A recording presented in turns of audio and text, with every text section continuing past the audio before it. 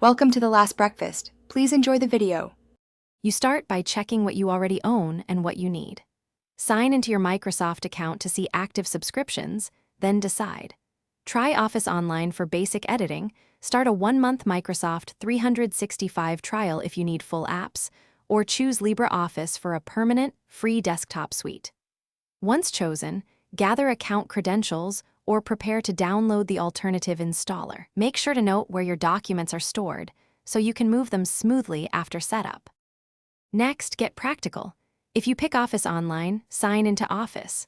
Com and open files from OneDrive for immediate use without activation. If you choose LibreOffice, download the official installer and run it. Install takes minutes and supports common Office formats. Once done, import or copy your documents from OneDrive, Dropbox, or local folders, and set default file associations. Also make sure to install updates so compatibility stays high. This prevents formatting surprises when you share files with others.